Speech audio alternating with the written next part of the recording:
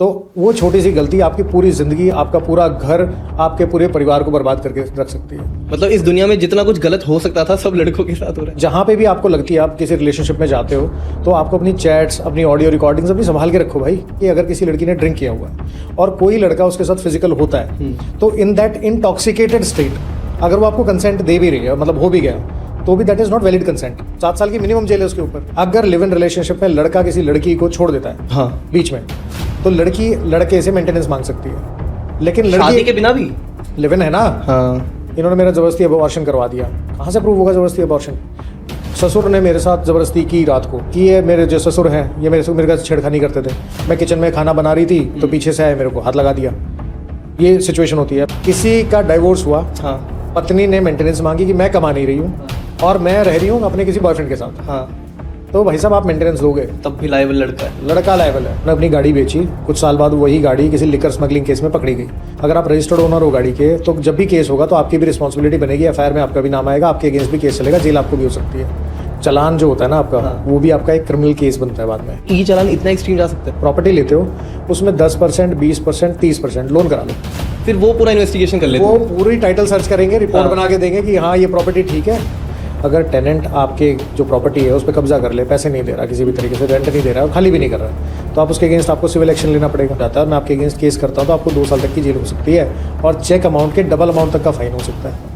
Criminal case है। सिर्फ एक चेक बाउंस जैसी गलती पे? सिर्फ एक चेक बाउंस नहीं, चेक बाउंस जैसी गलती पे अगर पुलिस वाला कहता है कि मुझे लाइसेंस दे दो, हाँ। तो आप दिखा सकते हो, उसको लेने का राइट नहीं है उसको। आप जेल गए हैं? हाँ मैं नमस्ते नमस्ते नमस्कार दोस्तों, आज हमारे बीच सुप्रीम कोर्ट के वो सेलिब्रिटी एडवोकेट हैं जो इंडिया के ऑलमोस्ट हर मेजर केस को या तो लड़ चुके हैं या उन्हें कंसल्ट कर चुके हैं। एंड ट्रस्ट मी, ये पॉडकास्ट आपकी आंखें खोल देगा कि इंडिया में कितना कुछ है जो आप कैजुअली कर देते हैं, बट उसके लिए आपको 10 साल तक की जेल हो सकती है, और वहीं जो आपका लीगल राइट है वहां आप डर जाते हैं। जैसे आपकी पूरी लव लाइफ से लेके कार या बाइक खरीदना बेचना, traffic challan, property rent agreement, cheque bounce, blank cheque and even police के आगे खड़े होके भी आप क्या कुछ कर सकते हो। पर चलिए पहले शुरुआत करते हैं आपके काम के क्वेश्चन के साथ।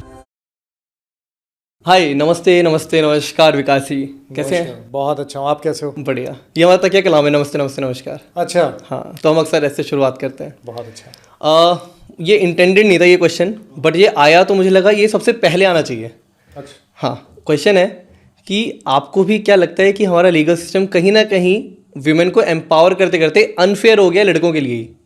देखो बात क्या है कि जब ये लीगल सिस्टम के जो हमारे प्रोविजंस है जिनकी आप बात कर रहे हैं, इशारा कर रहे हो जिस तरह, हाँ।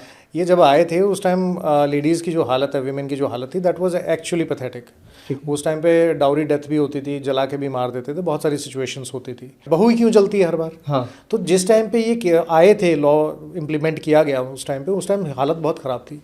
लेकिन जिस तरह की सोसाइटी अभी हो गई है, अभी रिपोर्ट है, ऑफिशियल रिपोर्ट्स आ रही हैं जो कहती हैं कि हाँ, जो फीमेल केस करती हैं, लड़कों के अगेंस्ट करती हैं, हस्बैंड्स के अगेंस्ट करती हैं, हाँ। उसमें 50 से लेकर 90% तक के फेक केसेस होते हैं। 90% भी जाता है कभी? वो इम्प्लीमेंट करने का काम है, और ये थोड़ा सा इशू है। और थोड़ा क्या कहूँ, बहुत बड़ा इशू। मेरे पास तो बहुत लोगों के मैसेज आते हैं, क्वेश्चन आते हैं। करेक्ट। और majority of these people they से कि यार हमारे खिलाफ तो फेक केस हो गया है, हमारे खिलाफ तो फेक केस हो गया। अगर मैं आपको मैसेजेस दिखाऊं, हाँ। अगर मेरे पास 10,000 मैसेज आए हुए हैं तो उसमें से कम 8,500 मैसेज ऐसे होते हैं जो कहते हैं कि हमें झूठी एलिगेशन लगाए गए हमारे ऊपर, हमारी बहू ने या गर्लफ्रेंड ने या कुछ भी ऐसा। कहीं ना कहीं चलता रहता है ये। अब थोड़ा डीप डाइव करते हैं एनीवे, है ना? हाँ बिल्कुल। जैसे हम अनमैरिड लड़कियों की पहले बात करते हैं, उस केस में टिंडर डेटिंग का मतलब ऐसे ऑनलाइन डेटिंग ये बहुत चल गया है ना। इसमें आप मिलते हैं या कुछ भी होता है, यहाँ पे भी बहुत मिसयूज़ होता होगा शायद। फिर मैंने आप ही के थ्रू सुना है कई बार कि ड्रंक गर्ल्स भी काफ़ी रिस्की होती हैं, उनसे भी थोड़ा दूर रहो। ये सब क्या क्या चक्कर है, अच्छे से बताइए। देखो पहले बात तो ना, यहाँ सारा का सारा जो कॉन्सेप्ट है वो कंसेंट का है। अच्छा। कंसेंट का मतलब क्या हुआ? आप अपनी विलिंगनेस वॉलंटरी तरीके से एक दूसरे के साथ रिलेशन में जाते हो। जैसे आपका ना ये जब टिंडर बोला, ये बम्बल है और बहुत सारी ऐसी डेट वाली वेबसाइट है, ऐप्स हैं। आप जाते हो, आप क्लबिंग करते हो, वहाँ किसी से मिल लेते हो। वन नाइट स्टैंड का कॉन्सेप्ट चल गया है कि आज मिले कल टाटा बाय बाय वाला सिस्टम। और उसके साथ में क्या होता है कि आप ड्रिंक करते हो। बिना ड्रिंक किए तो कोई क्लब की पार्टी जनरली कंप्लीट होती ही नहीं होती। आप अपने होश हवास में नहीं सारे जन। बट ये लड़की के ऊपर अप्लाई करने से पहले ये सोचना चाहिए कि अगर किसी लड़की ने ड्रिंक किया हुआ है और कोई लड़का उसके साथ फिजिकल होता है, तो इन दैट इंटॉक्सिकेटेड स्टेट अगर वो आपको कंसेंट दे भी रही है, मतलब हो भी गया, तो भी that is not valid consent. अच्छा। सबसे पहली चीज़ क्योंकि लॉ ही ऐसा है ना, कल की डेट में अगर किसी लड़की ने कंप्लेंट कर दी कि कल रात को मैंने ड्रिंक किया हुआ था और इसने मेरा मिसयूज कर लिया, तो दैट अमाउंट्स टू 376 का जो केस है, अच्छा, वो उसमें चला जाएगा। 7 साल की मिनिमम जेल है उसके ऊपर, सिर्फ इस गलती की वजह से। सिर्फ इस गलती की वजह से। और सबसे बड़ी चीज़ क्या है कि अगर किसी लड़की ने बोला है कि मेरा कंसेंट नहीं था इस फिजिकल रिलेशन में, तो ये कोर्ट भी प्रिज्यूम करके चलेगा कि उसका कंसेंट नहीं था। फिजिकल अगर प्रूव हो गया तो आपका कंसेंट वाला जो पोर्शन है उसको प्रूव करना और डिस्प्रूव करना अपने आप में बहुत डिफिकल्ट होता है। इसलिए मैं मतलब बार बार लोगों को यही बोल रहा हूँ, यार तुम ही तो सावधान रहोगे, तुम अपनी ज़िंदगी के डिसीजन तुम्हें खुद लेने हैं, खुद सावधान रहने की ज़रूरत है। और जो ये अननोन वाला है, जब स्कैम्स चल रहे हैं, अब आपको मैं बताता हूँ, लखनऊ से किसी का मैसेज आया मेरे पास, उसने मुझे बताई ये बात। वो लड़के क्या किया, उन्होंने ऑनलाइन डेटिंग साइट पे किसी लड़की से मिले, 2-4-5 दिन बात हुई, लड़की ने बोला ठीक है जी मिल लेते हैं, कहीं मिले, दूसरी बार फिर मिलने की बात हुई तो वो होटल बुक हो गया। होटल बुक हो गया तो उन्होंने कहा कि ठीक है जी, लड़की बोलती कि मैं आती हूँ और हम अपना फिजिकल होंगे। लड़के ने भी क्या किया, चलो जी अपने 1-2 दोस्तों से मिलवा दूंगा, नहीं गर्लफ्रेंड है, वो लेके चले गए। वहाँ होटल में बैठे आराम से, कोई दिक्कत नहीं हुई, जिस तरीके की सिचुएशन थी। थोड़ी ड्रिंक की, और ड्रिंक करने के बाद लड़की ने आधे घंटे में शोर मचा दिया कि मेरे साथ तीनों मिलकर ज़बरदस्ती कर रहे हैं। ओह, रात को अचानक से उस गाड़ी में लड़की अकेली नहीं आई थी, एक बंदा आया जो पुलिस वाला बन के आया था। अच्छा। और वो वहाँ के बैठ गया, कह रहा भाई लड़की ने बोला है, अब तो तुझे जेल होगी। और इस केस के अंदर ये है कि पुलिस को इतनी अथॉरिटी है कि वो बिना आपको नोटिस दिए हुए या बिना किसी और लॉ को कंप्लाई किए हुए या बिना प्रूफ के वो आपको अरेस्ट कर सकते हैं। एफआईआर होते ही अरेस्ट कर लेंगे, ऑन द स्पॉट अरेस्ट कर सकते हैं। अब वो पुलिस वाला आया, रात को इनको 50,000 रुपये दे के अपना जान बचानी पड़ी। ऐसे भी लोग हैं जो इससे ज़्यादा पैसे देते हैं। और ऐसा कुछ हम लड़की के साथ नहीं कर सकते। लड़की के साथ कैसे कर लोगे जब लॉ ही नहीं है ऐसा? अगर आप किसी लड़की के साथ फिजिकल हो गए, लड़का बोलता है कि मेरा कंसेंट नहीं था, कर तो घर जा भाई। उसे तो मजाक के तौर पे ले लिया जाएगा, मजाक के तौर पे कहेंगे तेरी गलती है, तेरी गलती है, तू बोल रहा है तेरा कंसेंट नहीं था, तब तो तू मजे लेने के लिए चला गया। करेक्ट। और दिस इज नॉट गुड। जिस तरह के लॉ है उस तरह की सिचुएशन आपको बता रहा हूँ कि स्कैम्स भी बढ़ रहे हैं। यहाँ ऐसी भी केसेस देखने को आते हैं जो एक लड़की ने अलग अलग डिस्ट्रिक्ट में 5-5, 6-6 एफआईआर करवा रखे अलग अलग लोगों के अगेंस्ट, और ऐसे ही कमा रही है। सेम एलिगेशन है। अच्छा। कहीं से कुछ पैसे मिल जाते हैं, कहीं से कुछ पैसे मिल जाते हैं। तो जब कोर्ट ने ये ट्रैक किया तब तो उसे गलत प्रूव किया होगा कि तेरी गलती है लड़की। कोर्ट नहीं ट्रैक करता है। प्रॉब्लम ये है कि कोर्ट ट्रैक नहीं करता है। आपके अगेंस्ट कोई एफआईआर हो गई तो आपका क्रिमिनल रिकॉर्ड में नाम चला गया। वो सेंट्रल हमारा जो एनसीआरबी का जो रिकॉर्ड है उसमें आपका नाम चला जाता है। तो आपके अगेंस्ट जितनी भी एफआईआर होंगी, जब इन्वेस्टिगेटिंग ऑफिसर उस पर डिटेल डालेगा तो सारी एफआईआर आ जाएंगी कि भाई इस भानु के नाम से मान लो इतनी केसेस हैं, तो आपके वो प्रीवियस क्रिमिनल रिकॉर्ड शो कर सकता है। अच्छा। लेकिन किसी क्राइम अगेंस्ट वुमेन की अगर आप बात करोगे तो उस सिचुएशन में लड़की का नाम डिस्क्लोज नहीं कर सकते आप। कंप्लेनेंट ने कितने केस कर रखे हैं इसका डाटाबेस नहीं होता है। तो एक लड़की अगर 10 जगह केस करती है तो उसका ट्रैक करना बहुत मुश्किल है। लड़की के केस में, और लड़के के केस में ये भी इजी है। लड़के के केस में तो इजी है, जिसके अगेंस्ट एफआईआर होगी उसके लिए इजी है। अब गुड़गांव की एक लड़की को अरेस्ट किया था पुलिस ने, क्योंकि उसने अलग अलग डिस्ट्रिक्ट में अलग अलग लड़कों के अगेंस्ट सेम एलिगेशन लगाई हुई थी। अच्छा। एक केस तो मेरे पास भी है, अभी फाइनल आर्ग्यूमेंट पे चल रहा है। लड़की ने यही एलिगेशन लगाई, फॉल्स प्रॉमिस ऑफ मैरिज का था, उसका केस हम लड़ रहे हैं। 2-4 महीने बाद उसने किसी दूसरी डिस्ट्रिक्ट में जाके किसी और लड़के के अगेंस्ट सेम एलिगेशन लगा दी। वो एक्विट हो गया, ये बेचारा पहले से अभी तक झेल रहा है केस। प्रॉब्लम ये नहीं कि आप बचोगे या नहीं बचोगे, जो कोर्ट का हैरेसमेंट है ना, जो टाइम है, वो अपने आप में आपकी जान ले लेगा। लड़के सुसाइड कर लेते हैं इस चक्कर में, कहते हैं कि मेरे अगेंस्ट फॉल्स एलिगेशन लग गए हैं, मैं क्या करूं। आपका क्रिमिनल रिकॉर्ड में नाम आ गया, सरकारी नौकरी कर नहीं सकते, आप किसी एग्जाम की तैयारी करोगे या कोर्ट की डेट भुगतोगे, पुलिस वाले जो हैं वो आपको हैरेस करेंगे, पैसा आपको वहाँ पे भी देना पड़ेगा, लॉयर जो हैं उनको भी पैसा देना पड़ेगा। उसके बाद जो अगर 6-7 साल केस चल गया, जिस तारीख पे आप नहीं गए वहाँ वारंट निकल गए, आपके घर पे पुलिस आके खड़ी हो जाएगी, अरेस्ट हो जाओगे। उसके बाद भी ये गारंटी नहीं है कि आप जो है उसमें एक्विट हो जाओगे। और अगर बरी नहीं हुए, कोर्ट में गए जी, आपने बोला जी मुझे बेल दे दो, अपील के टाइम पे कोर्ट कहता है कि 7 साल की जेल दे रखी है, 2 साल हुए हैं, अभी बाद में देखते हैं। कोर्ट के पास भी इतना टाइम नहीं है ना। तो एक छोटी सी गलती, अगर आप आज समझदार नहीं हो, आज समझदारी नहीं दिखा रहे हो, तो वो छोटी सी गलती आपकी पूरी ज़िंदगी, आपका पूरा घर, आपके पूरे परिवार को बर्बाद करके रख सकती है। मतलब इस दुनिया में जितना कुछ गलत हो सकता था सब लड़कों के साथ हो रहा है। हो सकता है, हो रहा नहीं है, हो सकता है। डिपेंड करता है कि आप कितने डिलीजेंट हो। आपको जब शुरुआत में कोई नेगेटिव चीज़ दिख गई तो उससे पीछे हट जाओ। और जहाँ पे भी आपको लगती है आप किसी रिलेशनशिप में जाते हो तो आपको अपनी चैट्स, अपनी ऑडियो रिकॉर्डिंग्स अपनी संभाल के रखो भाई।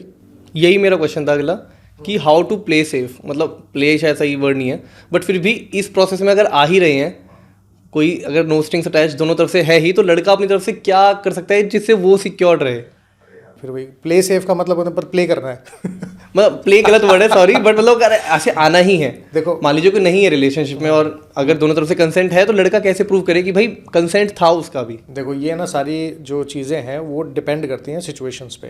आपका कितना लंबा रिलेशनशिप है, जिसके साथ आप हो, उनसे आपकी क्या बात हो रही है, कैसे बात हो रही है, व्हाट्सएप पे क्या मैसेजेस हुए हैं, आपके एसएमएसेस क्या हुए हैं।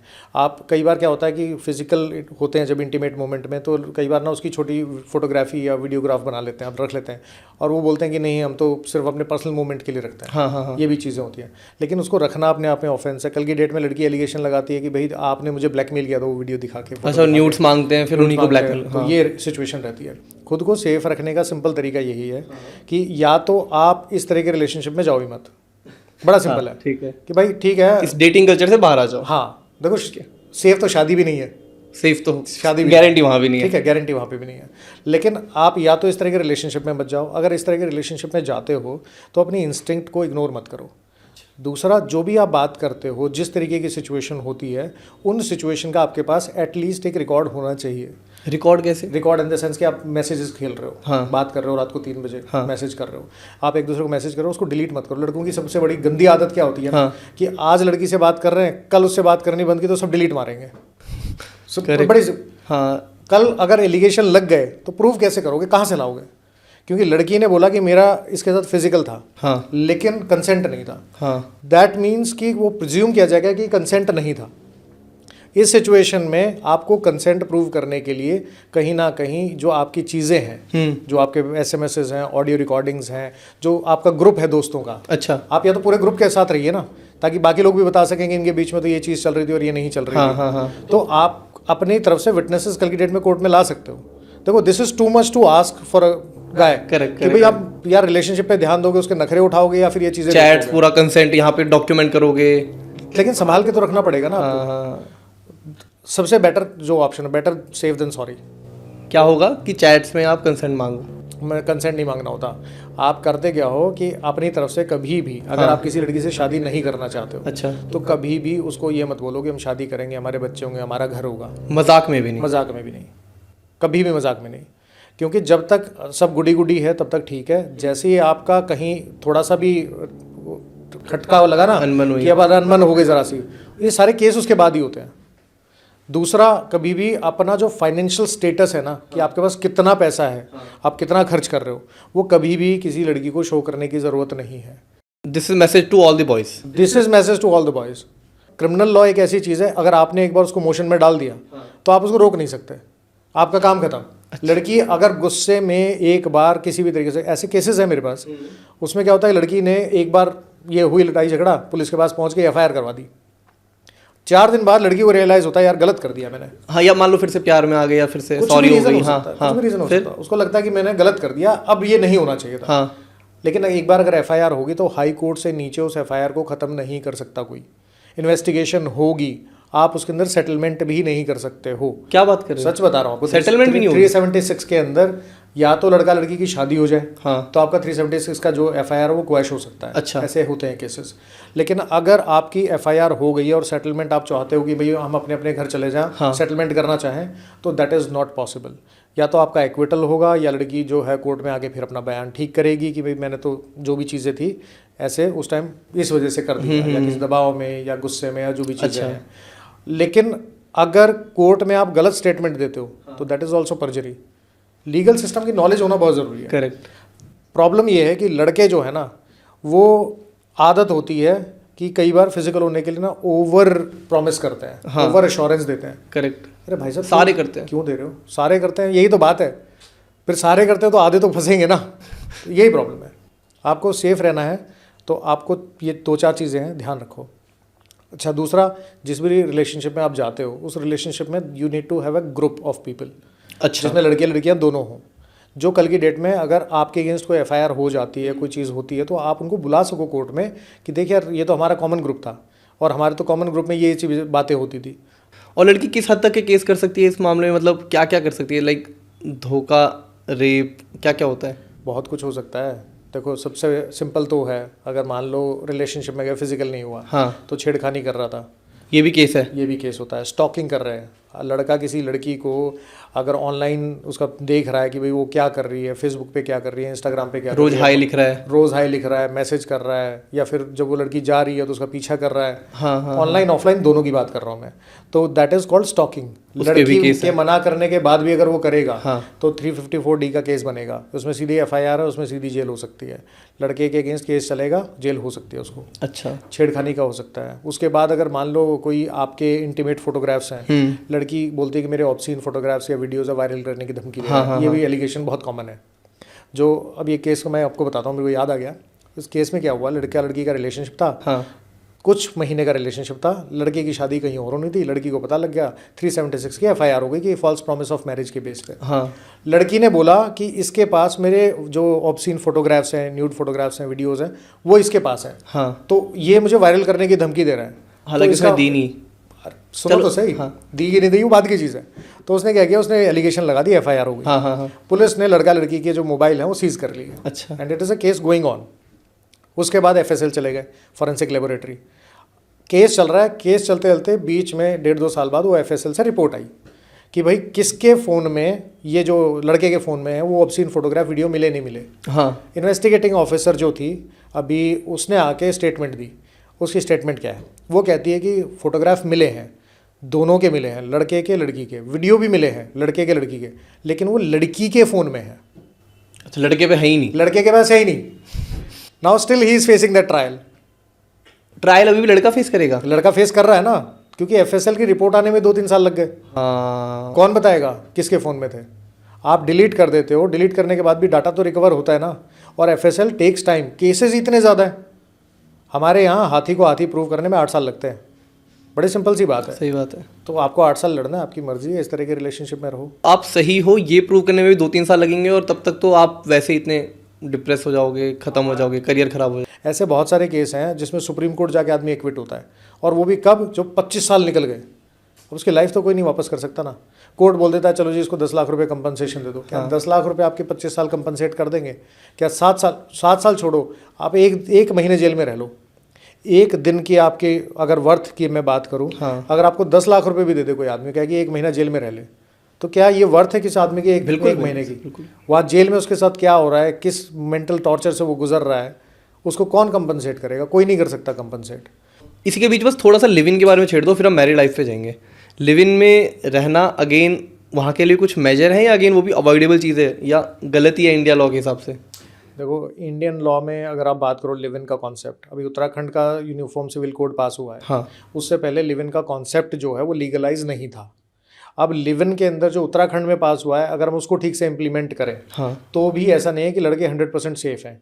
बात सिर्फ इतनी है कि आप लिव इन रिलेशनशिप में चले गए, आप चाहे उत्तराखंड के रहने वाले हो चाहे आप बाहर के रहने वाले हो, आपके लिए मैंडेटरी है कि उसको रजिस्टर करवाना पड़ेगा। लड़का लड़की को कंसेंट का देना पड़ेगा, हम अपनी मर्जी से एक दूसरे के साथ रह रहे हैं। अच्छा। लड़कों के लिए बेनिफिट सिर्फ इतना सा है इसके अंदर कि वो 376 का जो FIR होती है, जो आपके अगेंस्ट फॉल्स एलिगेशन लगते हैं, आप वो एलिगेशन से बच जाओगे। लेकिन अगर लिव इन रिलेशनशिप में लड़का किसी लड़की को छोड़ देता है, हाँ, बीच में, तो लड़की लड़के से मेंटेनेंस मांग सकती है। लेकिन शादी के बिना भी लिव इन है ना। हाँ। ये उत्तराखंड की बात बोल रहा हूँ। बाकी कंट्रीज पे तो अभी बात, मतलब बाकी स्टेट्स पे तो बात करेंगे अभी।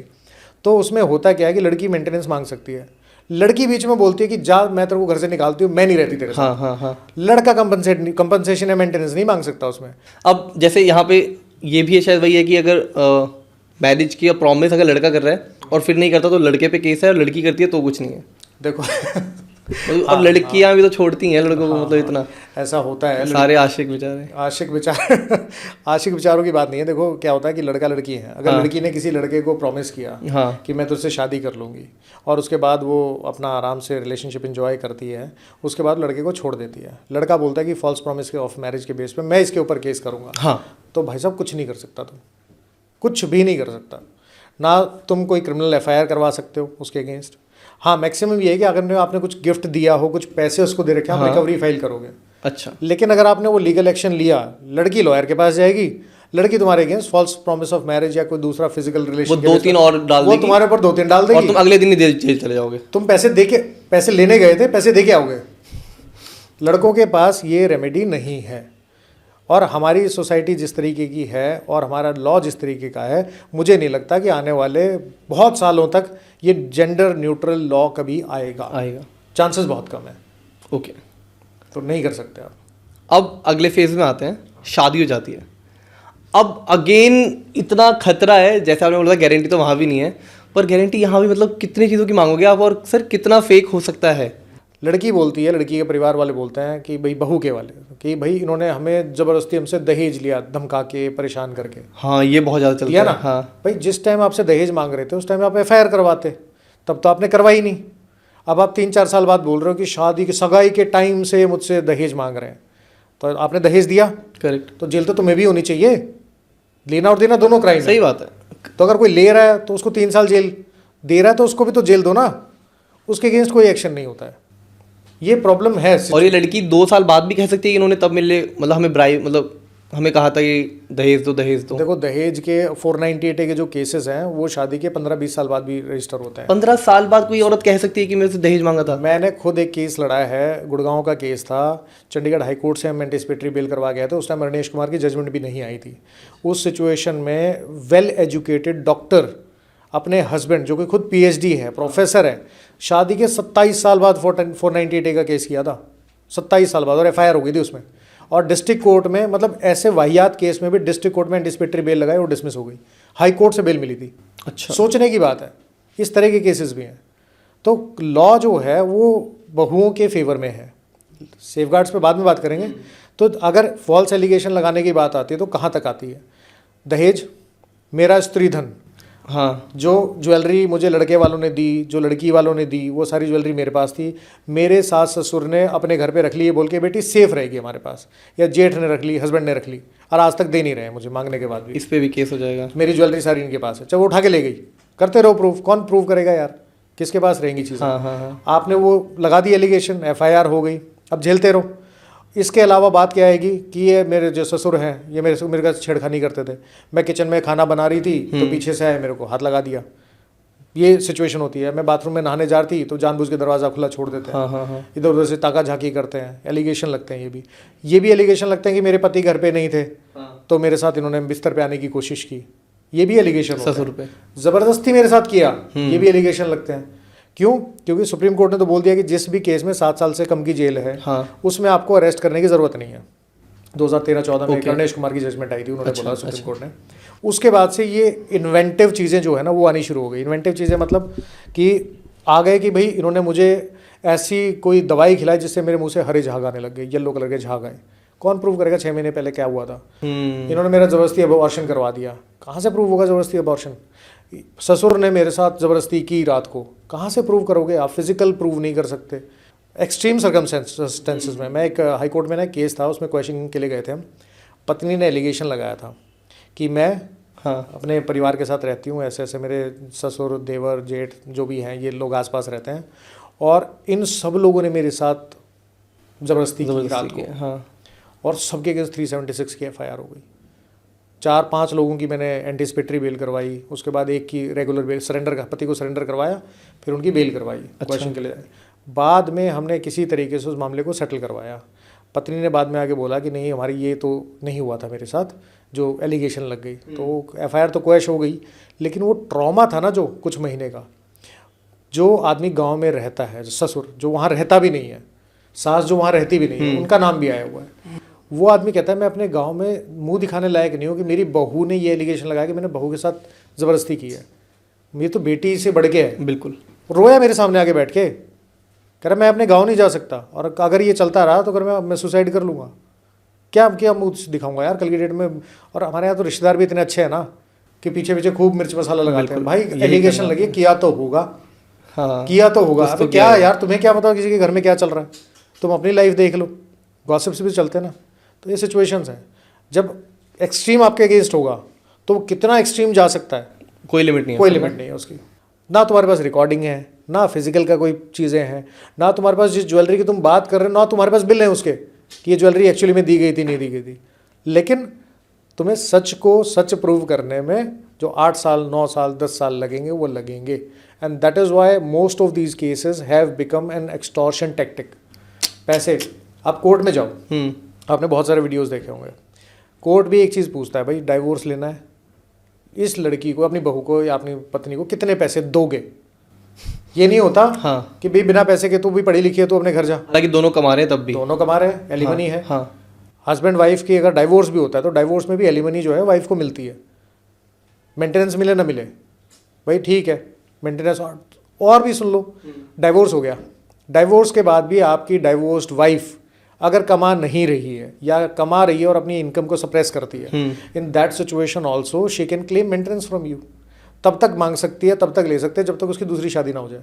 और अगर वो शादी ना करके किसी बॉयफ्रेंड के साथ रह रही है तो मजे लो, तब भी कंपनसेशन दूंगा मैं उसे। नहीं मेंटेनेंस तब भी मेंटेनेंस देता रहूंगा उसे हर महीने। देते रहोगे। वो अपने बॉयफ्रेंड के साथ है, वो लिव इन में रहती है, ऐसे केसेस है। अच्छा लिविंग में रहती है तब भी। किसी का डाइवोर्स हुआ, हाँ पत्नी ने मेंटेनेंस मांगी कि मैं कमा नहीं रही हूँ, हाँ ये कमा रहा है, डाइवोर्स्ड वाइफ हूँ, आप मेंटेनेंस दिलवाओ, और मैं रह रही हूँ अपने किसी बॉयफ्रेंड के साथ, हाँ, तो भाई साहब आप मेंटेनेंस दोगे। तब भी लायबल लड़का है। लड़का लायबल है, पति लायबल है। हाँ। पति का मतलब सफरिंग, यहाँ है सिचुएशन। और मैं नहीं बोल रहा हूँ, लैटिन वर्ड है पति, उसका मतलब ही सफरिंग होता है। अच्छा। हाँ, और वो प्रैक्टिकल है। हाँ। और हमेशा देखना कि 99% केसेस में जब भी डाइवोर्स होगा, हाँ। पति पेमेंट करके ही डाइवोर्स लेगा। पैसे देने पड़ेंगे, देने ही पड़ते हैं। ऐसे बहुत कम केसेस होते हैं जिसमें पति जो है वो बिना पैसे दिए उसका जो है। तो 99% केसेस में अगर आप डाइवोर्स की बात करोगे, हाँ। तो उसमें ये याद रखना कि चाहे कोर्ट हो चाहे कैसे भी हो, पति का पीछा जब छूटता है जब वो अपनी पत्नी को पैसे दे दे, चाहे आप किसी भी सिचुएशन में दोगे, देना पति को ही पड़ेगा। मतलब अगर मेरी शादी होती है, मेरे नाम पे कुछ प्रॉपर्टी है और फिर मेरा डिवोर्स होता है, पहले तो वो मेरी प्रॉपर्टी का भी हिस्सा ले जाएगी अगर मेरे नाम पे कुछ प्रॉपर्टी है तो? अच्छा, वो नहीं ले जाएगी। देखो लॉ तो ये बोलता है कि पति के नाम पे अगर कोई प्रॉपर्टी है या पत्नी के नाम पे कोई प्रॉपर्टी है, तो जस्ट बिकॉज कि आपकी शादी हो गई तो पति की प्रॉपर्टी में डायरेक्टली पत्नी का कोई हिस्सा नहीं होता। अच्छा। वो आपसे 50% क्लेम नहीं कर सकती। ठीक है। जो अमेरिका में है कि भाई आपने प्रीनप अगर नहीं किया तो आने वाले टाइम में जितना शादी के बाद आपने कमाया होगा वो आधा आधा हो जाएगा। हाँ। इंडिया में ऐसा नहीं है, यहाँ पे थोड़ा यहाँ नहीं है, इस चीज़ में आप सेफ हो। ठीक है। लेकिन जो प्रॉपर्टी पति के नाम पे है, पत्नी के साथ अगर आपकी अनबन हो गई तो वो आपसे रेजिडेंस ऑर्डर मांग सकती है, यानी कि आपकी प्रॉपर्टी है वो उसमें रहने का राइट ले सकती है। जब तक वो जिंदा रहेगी तब तक रहेगी। अच्छा। डोमेस्टिक वायलेंस एक्ट में ये प्रोविजन है। तो अगर वो केस फाइल कर देती है और वो कहती है कि पति के नाम पे फ्लैट है, हाँ, और पति यहाँ रहता है और मान लो एक ही फ्लैट है, और वो बोलती है कि मैं तो इसमें रेजिडेंस ऑर्डर प्रेस कर रही हूँ और मेरे को तो रहना है यहाँ पे, मैं किराए पे नहीं रह सकती, तो कोर्ट ये डायरेक्शन दे सकता है कि तू इसी फ्लैट में रह ले। उसके बाद वो एप्लीकेशन लगाए अगर बाई चांस पति के अगेंस्ट कि भाई तुम ये मेरे साथ डोमेस्टिक वायलेंस करता है, मुझे गालियाँ देता है, धमकाता है, तो कोर्ट पति को ये डायरेक्शन दे सकता है कि तुम किसी और जगह जाके रहो, ये यहीं रहेगी, अपने फ्लैट से निकल के। अपने फ्लैट से बाहर किराए पे रहो। ऐसा भी होता है। तो ये सिचुएशन जो है किस तरीके से मैनिपुलेट होती है, उसको किस तरीके से यूज़ किया जाता है, वो सब चीज़ें उसके बाद आती हैं। लेकिन आपकी प्रॉपर्टी में डायरेक्टली कि आप कितने आपके एसेट्स हैं, आपके म्यूचुअल फंड कितने हैं, आपकी एफडी कितनी है, उस पर इनहेरेंटली डायरेक्टली आपकी पत्नी का 50% राइट नहीं होता। जब तक आप जिंदा हो। ओके। उसके बाद अगर आपको कुछ हो जाता है तो आपका सक्सेशन जो वाला पोर्शन है वो अलग है, उसको अलग तरीके से ट्रीट किया जाता है। लेकिन जनरली वो गुडी सिचुएशंस होती हैं। अब एक और चीज़ होती है, नॉमिनी को ना बड़ा वैसा समझाता है कि मैंने अगर मेरे अपने भाई को नॉमिनेट बना दिया तो मेरे पास जो भी होगा या जो भी प्रॉपर्टी या कुछ भी होगा तो वो उसको मिलेगा। क्या नॉमिनी ही अकेला वो है या अगेन वहाँ पे वाइफ का ही बड़ा राइट होता है? मान लो मैं अपना बेस्ट क्या कर सकता हूँ कि मैं चाहता हूँ कि मेरी प्रॉपर्टी मेरी वाइफ के नाम जाए ही ना, अपने नाम से बेच दो, उससे ज़्यादा क्या करोगे? बेचना ही पड़ेगा क्या? बेचना ही पड़ेगा, क्योंकि मैं ओनरशिप रख के अपनी माँ को नॉमिनी या किसी और को नॉमिनी नहीं बना सकता? चलो पहले आपकी वैसे नॉर्मल बात कर लेते हैं। हाँ। देखो नॉमिनी का कॉन्सेप्ट क्या होता है। नॉमिनी के कॉन्सेप्ट को ना लोग गलत समझते हैं। नॉमिनी का कॉन्सेप्ट ये होता है कि मैंने अगर बैंक में अपना नॉमिनी अपने भाई को, मदर को, भाई किसी को भी बना दिया, हाँ, तो मुझे अगर कुछ हो जाता है तो उस सिचुएशन में मेरी प्रॉपर्टी उस नॉमिनी को दे दी जाएगी। लेकिन ये लगता है नॉमिनी का रिस्पॉन्सिबिलिटी है कि वो पैसा, वो प्रॉपर्टी मेरे जो लीगल एयर्स हैं, हाँ, जो मेरे पीछे वारिस हैं, उनको दे। इवेंचुअली लीगल है मेन है। हाँ। नॉमिनी आपने मान लो जैसे किसी अनमैरिड की बात, मैरिड की बात करते हैं, मैरिड हिंदू अगर वो एक्सपायर हो गया और उसने कोई विल नहीं छोड़ी, हाँ, तो उसके मरने के बाद उसके लीगल एयर्स कौन कौन होते हैं? मदर, वाइफ, बच्चे, 3। फादर नहीं होते। अच्छा। तो आपने अपने फादर को नॉमिनी बना लिया तो फादर की रिस्पॉन्सिबिलिटी है उन तीनों में वो प्रॉपर्टी जो है पैसा बांटेगा। अच्छा। ये नहीं होता कि नॉमिनी हो गया तो इसको सब मिल गया। अच्छा। ये बहुत मिसकंसेप्शन है। हाँ, नहीं पता किसी आपने इंश्योरेंस पॉलिसी में नॉमिनी बना लिया अपने फादर को और कल की डेट में आपको कुछ हो गया तो फादर सोचेगा मैं तो नॉमिनी था, मुझे मिलना चाहिए। हाँ, मिलना नहीं होता यार, सिर्फ नॉमिनी बनाना काफ़ी नहीं है। तो अगर आप चाहते हो कि आपकी प्रॉपर्टी आपकी वाइफ को ना मिले, हाँ, तो आपको प्रॉपर्टी अपने नाम से बेचनी ही पड़ेगी। आपके नाम पे जो चीज़ रहेगी, या फिर आपको विल करके जाना पड़ेगा, लेकिन विल चैलेंज हो सकती है। अच्छा, वाइफ विल चैलेंज करने की बात बिल्कुल करेगी, सभी करते हैं। आप आज बोलो ना लाल किले पे केस करना है, मैं बोल दूंगा हाँ भानु इज़ दी ओनर, चलो केस करते हैं, 2 साल चलेगा केस। हम जाके कर सकते हैं अभी? केस कर सकते हो, केस करने में कोई बड़ा वो थोड़ा ना, चैलेंज कर सकते हो। जीतोगे नहीं जीतोगे बाद की बात है। हाँ। अगले उसमें आ जाएगा आपका भानु ने लाल किले पे केस कर दिया, हमारे पुरखों की ज़मीन का ये कॉर्नर था इसके अंदर। हो जाता है, केस करने से नहीं रोक सकते आप किसी को। केस कर सकते हो, केस जीतोगे नहीं जीतोगे हारोगे क्या रहेगा बाद की चीज़ है, दैट इज सेपरेट। जो मेरे मेन पॉइंट्स हैं उससे पहले मैं मैरिज वाले पे जा रहा हूँ कि जैसे इंडिया में ही ना शादी तो कर लेते हैं बट कभी एग्रीमेंट में शादी नहीं होती, तो क्या वो भी एक फ्लॉ है, मतलब वो भी एक कमी है हमारी?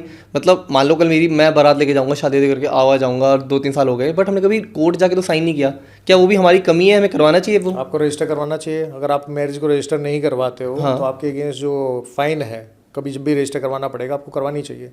अगर आप रजिस्टर नहीं करवाते हो, ऐसा नहीं कि आपकी शादी नहीं मानी जाएगी। अच्छा, मानी जाएगी, क्योंकि शादी का रजिस्ट्रेशन जो है वो वैसे तो मैंडेटरी है। अगर आप नहीं करोगे कल की डेट में आपको फाइन जो है, एक्स्ट्रा अमाउंट जो है गवर्नमेंट को पे करके आप कभी भी रजिस्टर करवा सकते हो। ओके, लेकिन करवाना चाहिए। मतलब वहाँ उतना कोई ज़्यादा वर्स्ट कुछ नहीं हो सकता ज़्यादा? वर्स्ट क्या होना है, शादी तो आपके जो शादी के आपके फेरे हो गए। बेसिकली शादी हमारे यहाँ सेक्रेमेंट है, बेसिक कस्टम है, एक संस्कार है। आपको पता है ना कि हिंदी संस्कृत में डाइवोर्स का कोई शब्द नहीं है, पता है ये बात? नहीं, मैं बता रहा हूँ संस्कृत में डाइवोर्स का कोई संस्कृत शब्द नहीं है। क्योंकि हमारे यहाँ विवाह संस्कार होता है। तो संस्कार आपने कर दिया, वापस कैसे लोगे? आपने किसी का अंतिम संस्कार कर दिया, कैसे लोगे? आपने किसी का पिंडदान कर दिया, मतलब जो बाकी के संस्कार तो वो कर दिए, कैसे वापस लोगे? विवाह भी संस्कार है। लेकिन अगर आप उसको रजिस्टर नहीं करवाते, उसका मतलब ये नहीं कि आप हस्बैंड वाइफ नहीं हो, हस्बैंड वाइफ हो। क्योंकि कोर्ट मानता है, हिंदू लोग है। हाँ, कोर्ट 100% मानेगा। चलिए ठीक है, सोसाइटी भी मानती है। ठीक है। अब इससे आते हैं थोड़ा वर्स्ट जहाँ जहाँ हो सकता है। मान लीजिए मैं आज अपनी कार बेचता हूँ, पहले तो क्या बुरा हो सकता है अगर मैं बहुत ज़्यादा फॉर्मेलिटीज़ या लीगलिटीज़ ना फॉलो करूँ? क्या मेरे को सहना पड़ सकता है कल? देखो, अगर आपने अपनी कोई गाड़ी बेची है, हाँ, सबसे पहले तो अगर आपकी उस पर से लोन चल रहा था गाड़ी के ऊपर, तो आपको सबसे पहले उसकी एचपी हटवानी चाहिए। अच्छा, ठीक, पहला। दूसरी चीज़, जब आप लोन गाड़ी बेच देते हो तो आपको अपने आरटीओ को इन्फॉर्म करना पड़ेगा।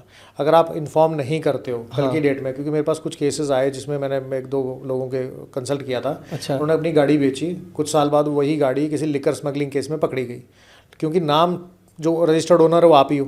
अगर आप रजिस्टर्ड ओनर हो गाड़ी के, तो जब भी केस होगा तो आपकी भी रिस्पॉन्सिबिलिटी बनेगी, एफआईआर में आपका भी नाम आएगा, आपके अगेंस्ट भी केस चलेगा, जेल आपको भी हो सकती है।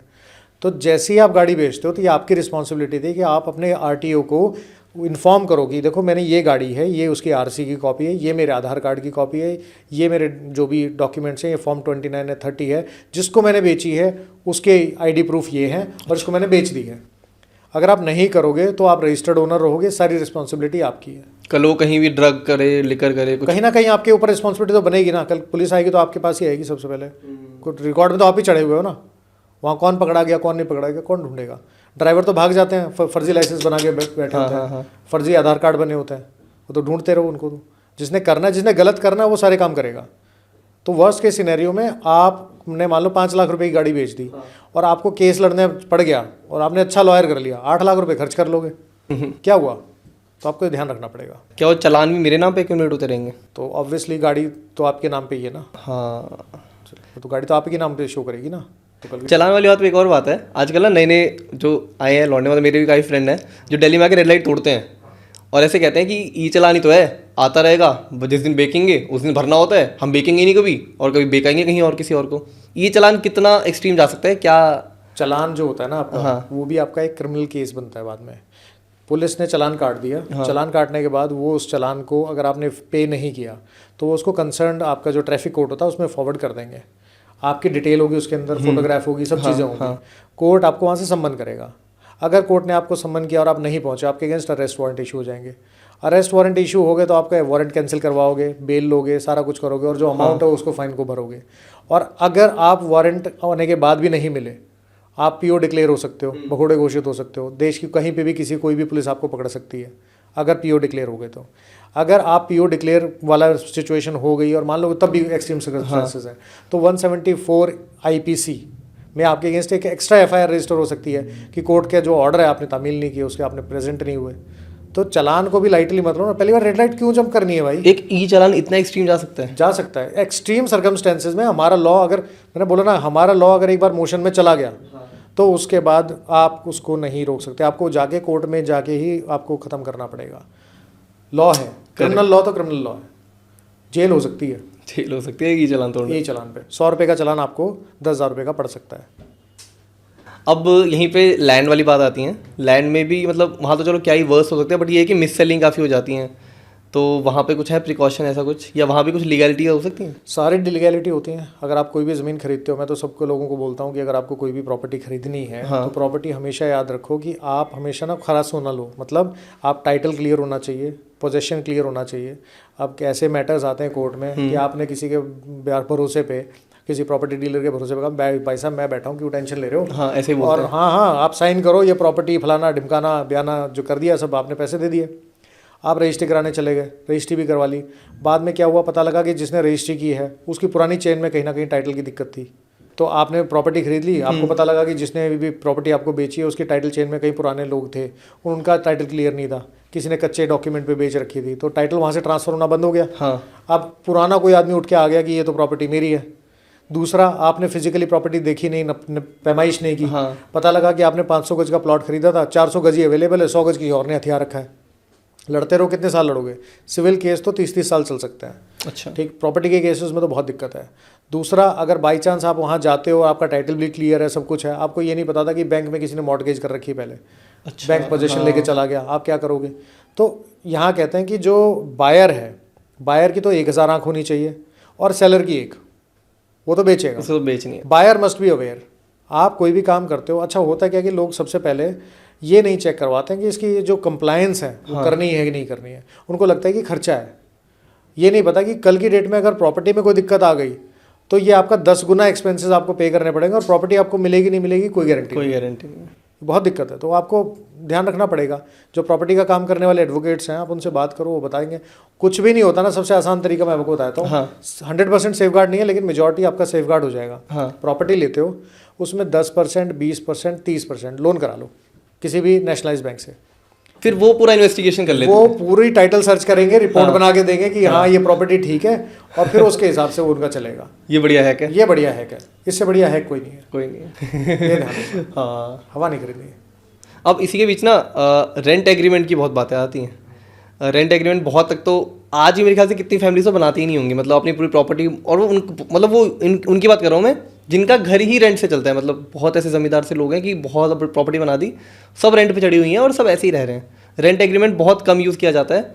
अब वो कितना ज़रूरी है और क्या क्या राइट है एक टेनेंट पे या रहने वाले पे या देने वाले पे? देखो, सेफ गार्ड का ना क्वेश्चन बड़ा टिपिकल है ये। आपको पहले बताना पड़ेगा आप किसको सेफ गार्ड कर रहे हो, टेनेंट को या लैंडलॉर्ड को। दोनों की बात, क्योंकि टेनेंट कभी मालिक तो बनेगा नहीं प्रॉपर्टी का।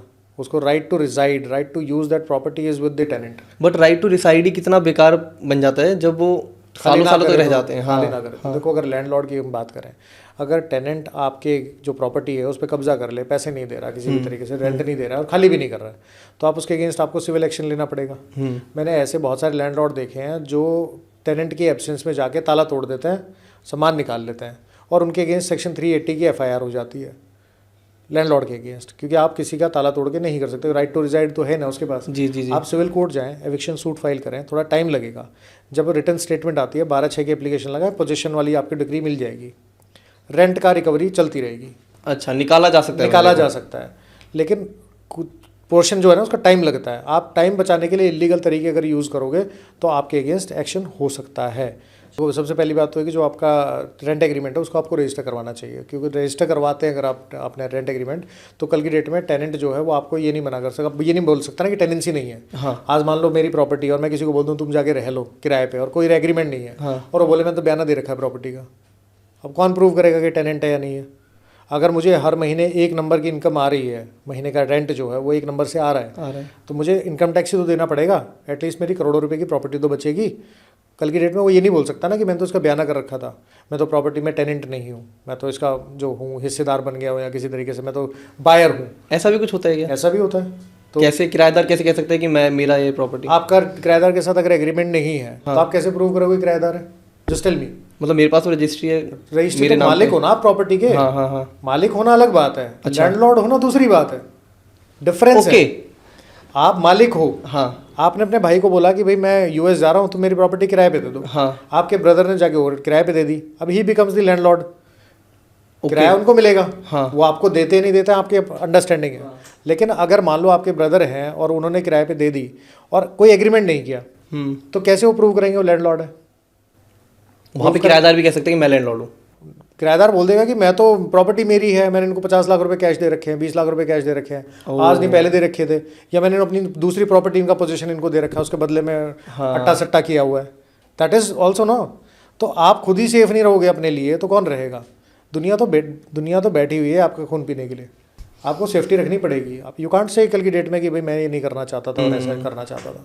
तो रेंट एग्रीमेंट बेस्ट है कि बनवा लो? रेंट एग्रीमेंट करवाओ, रेंट एग्रीमेंट के साथ में आपको टेनेंसी के जो राइट हैं वो कर सकते हो, लेकिन उससे बेटर है आप लीव एंड लाइसेंस एग्रीमेंट करो, जो टेनेंसी का ही दूसरा पार्ट होता है। रेंट एग्रीमेंट के अलावा ये भी कर सकते हैं? देखो 3 तरह के एग्रीमेंट होते हैं, एक होता है रेंट एग्रीमेंट, एक आपका लाइसेंस एग्रीमेंट होता है, एक लीव एंड लाइसेंस होता है। अच्छा। ईजमेंट्री एक्ट के हिसाब से रेंट एग्रीमेंट करते ही टेनेंट के जो राइट्स होते हैं वो अराइज हो जाते हैं। लीव एंड लाइसेंस में आप किसी आदमी को सिर्फ टेम्परेरी यूज़ करे, ऑक्यूपेशन का राइट दे रहे हो। टेनेंसी में तो उसके पास और भी बहुत सारे राइट्स आ जाते हैं उसके पास।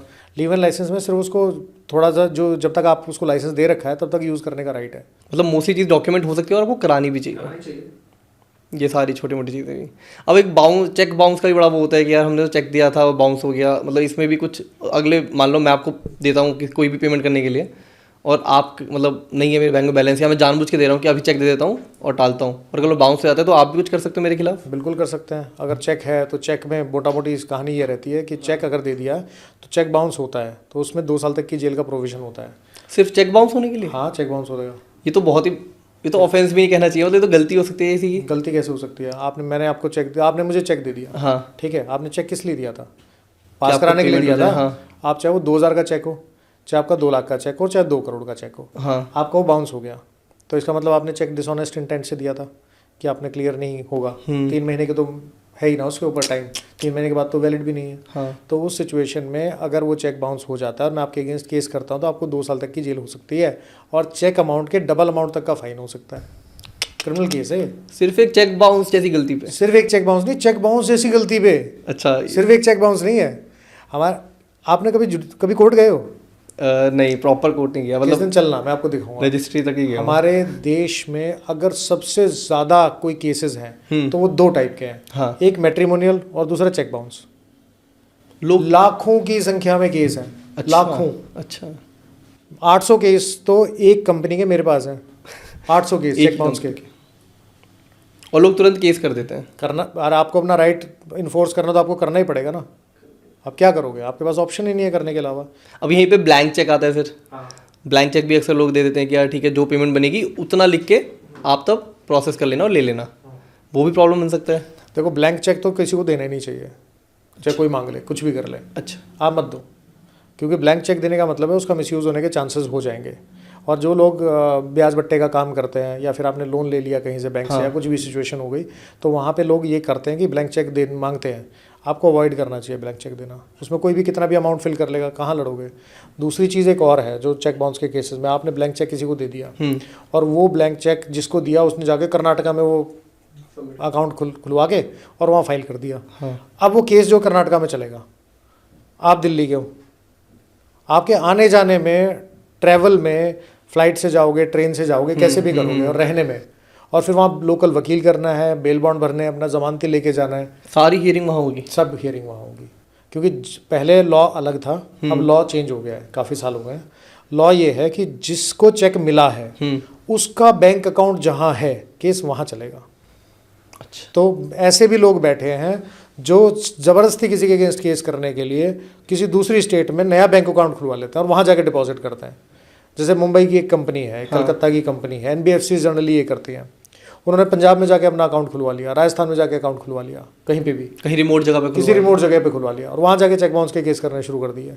अब हैदराबाद का आदमी उसको राजस्थान आना पड़ जाए, वैसे ही मर जाएगा। कोई आसाम का आदमी उसको राजस्थान आना पड़ जाए, आने जाने में ही 4 लाख का केस है, 8 लाख रुपये 9 लाख रुपये खर्च हो जाएंगे उसके। ऊपर से वकील का खर्चा है, बेल बॉन्ड का खर्चा है, डेट पे जाना ज़रूरी है, वारंट हो जाएंगे, उसके ऊपर भी 2 साल की जेल की तलवार लटकेगी। डबल अमाउंट का फाइन हो सकता है। ऐसे मोमेंट का फ़ायदा उठाते होंगे और कंपनसेशन मांग लेते होंगे वो लोग। कंपनसेशन भी मांगते, देखो केस दोनों तरह के हैं। बात ये आती है कि किसके ऊपर ज़्यादा प्रेशर है। जिसके ऊपर ज़्यादा प्रेशर होगा वो आदमी सेटल करने की कोशिश करेगा। लेनदार को ज़्यादा ज़रूरत है वो कम में भी करेगा, देनदार को ज़्यादा ज़रूरत है वो ज़्यादा देगा, कुछ नहीं कर सकता उसका। हमने बीच में प्रॉपर्टी की जब बात करी थी तो एक डाउट मेरा रह गया था। जैसे हम सबको ना एक मिसकंसेप्शन है कि हमारी प्रॉपर्टी हमेशा हमारी रहती है। जैसे मैंने आज कोई मान लो किसी हाई रेजर बिल्डिंग में कोई फ्लैट खरीद लिया तो वो हमेशा मेरी रहेगी, और वहीं पे 99 ईयर्स वाला भी आता है कि भाई उतनी ही पोजीशन होती है, उतने साल बाद आपका राइट नहीं रहता। अब ये कितना ट्रुथ है? और ये क्या land, builder floor, flat, society हर कहीं होता है? देखो लीज जो होता है ना, कोई भी प्रॉपर्टी आप परचेज करते हो, हाँ, उससे आपकी माना जाता है कि प्रॉपर्टी जो लैंड है सारा वो गवर्नमेंट का है, माना ही जाता है। तो आपको 99 ईयर्स की लीज पे मिला हुआ है वो। अच्छा। 99 ईयर्स बाद आपको वो लीज जो है वो रिन्यू करवानी पड़ेगी। लेकिन जनरली 99 ईयर्स तक आप रहते नहीं हो। आपने जब वो प्रॉपर्टी बेची है तो आपने जैसे आज बेची या खरीदी है, जो भी डील हो गई, वहाँ से आपके 99 ईयर्स कैलकुलेट होते हैं जनरली। तो आपने आज ले ली तो 99 ईयर्स तक आप उसको यूज़ कर सकते हो। अगर आप नहीं बेचोगे तो, अगर नहीं बेचते हो तो 99 ईयर्स बाद आपको उसको रिन्यू कराना पड़ेगा लीज को। वो ओरिजिनल ओनर हमेशा गवर्नमेंट रहती है, स्टेट गवर्नमेंट? माना ये जाता है, प्रिज्यूम ये किया जाता है कि सारा लैंड सब चीज़ें जो है वो गवर्नमेंट की है। और ये हर केस में मतलब लैंड, फ्लैट, ये दो केसेस में डिफरेंस है जो मुझे लगता है। ठीक है, एक तो ये है कि मान लो आपके घर में कोई चीज़ है, आपने कोई खुदाई की और वहाँ आपको क्रूड ऑयल मिल गया, तेल का कुआं मिल गया, वो गवर्नमेंट का है। अच्छा। अगर वहाँ डायमंड मिल गया, खान मिल गई, तो वो भी गवर्नमेंट की है। अच्छा। अगर वहाँ पे आपको सोने की खदान मिल गई, हाँ, तो भी गवर्नमेंट की है। लेकिन अगर वहाँ ड्रग्स मिले तो आपके है। ये सिचुएशन है। तो ये थोड़ा सा ध्यान रखने की ज़रूरत है। ठीक है। ये क्वेश्चन अगेन थोड़ा बात के लिए था, बट मैं क्योंकि कन्वर्सेशन इतनी इंटरेस्टिंग होती जा रही है तो ना एक और चीज़ है कि हम पुलिस से लोग डरते होते हैं इंडिया में। ऐसा इसलिए भी शायद कि पुलिस भी थोड़ा एक्सप्लॉइट कर लेती है कई बार। जैसे आपने बोला कि हवा में आ जाते हैं कि हाँ हम इस पोस्ट में बैठे हैं ना। अब पुलिस पे कितना राइट है? मतलब क्योंकि हम अक्सर देखते हैं कि अगर मेरे को चलान, मैं बाइक चला रहा हूँ, मेरे को चलान के लिए भी रोका जा रहा है ना, तब भी वो बदतमीजी से ही बात हो रही है। अगर मैंने थोड़ी कर दी तो हाथ तक उठ सकता है, वो मेरे डॉक्यूमेंट छीन सकते हैं, वो मेरी चाबी रख लेते हैं, वो मेरा लाइसेंस रख लेते हैं। कितना राइट है पुलिस पे एक्चुअली? देखो पहली बात तो है ना कि पुलिस का इसके ऊपर सुप्रीम कोर्ट की बहुत जजमेंट है।